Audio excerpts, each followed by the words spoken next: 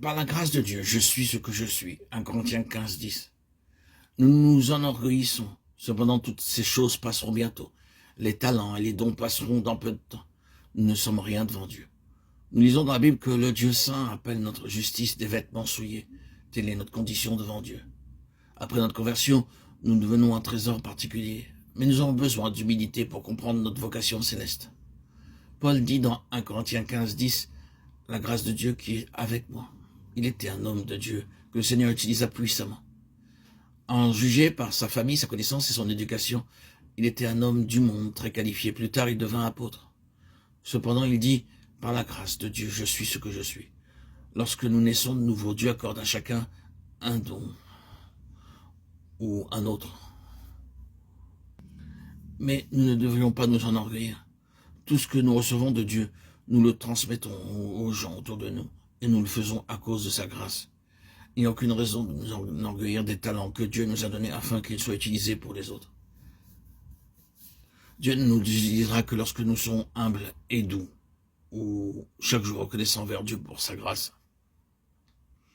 Par l'humilité seule, nous pouvons être qualifiés pour le royaume de Dieu, et non pas par la connaissance biblique ou l'éducation.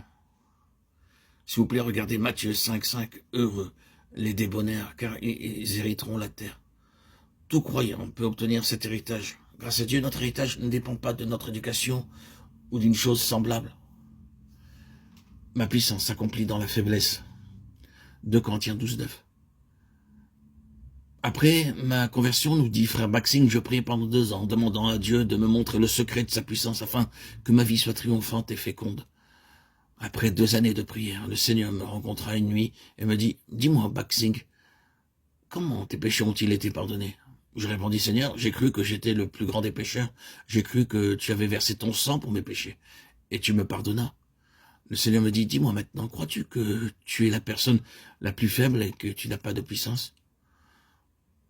Aussitôt, tous mes doutes disparurent. Je compris ma faiblesse et mon incapacité sans le Seigneur. Il est si fidèle et il connaît ma faiblesse. Et il a dit, « Ma grâce te suffit. » La grâce abondante est suffisante et pour toute personne. Peu importe ce que nous sommes, dans ses mains, nous pouvons devenir de merveilleux instruments si nous demeurons humbles et doux. Je peux dire que je suis faible et incapable à chaque pas, mais je crois en sa grâce.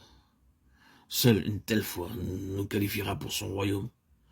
Tout d'abord, vos péchés doivent être pardonnés. C'est le commencement de la vie chrétienne.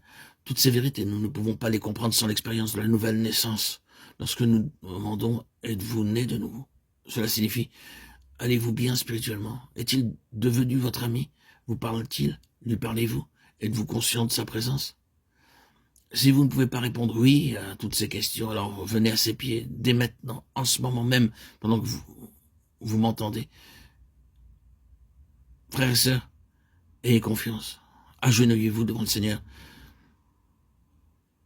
Soyez dans la soumission et l'obéissance. Sachez qu'il vous pardonnera vos péchés, vous lavera, versera son amour en vous et fera de vous un membre de son royaume. Mais mes chers amis, mes bien-aimés, vous devez tout d'abord lui demander d'entrer dans votre cœur. Demandez-lui, Seigneur, je veux t'accueillir dans mon cœur. Mon cœur est ouvert, disponible pour t'accueillir comme mon sauveur. Je sais que tu me pardonnes mes péchés. Oh Seigneur, mon cœur t'est ouvert. Donne-moi de recevoir ton amour, ta grâce, tes bontés. Que ta miséricorde puisse travailler en mon cœur. Attendris mon cœur, Seigneur, de pierre qu'il est, qu'il devienne chair, qu'il puisse devenir tendre et doux, comme tu l'as été et comme tu l'es pour tes disciples. Toute l'humanité dans ton immense et merveilleux amour, Seigneur Jésus.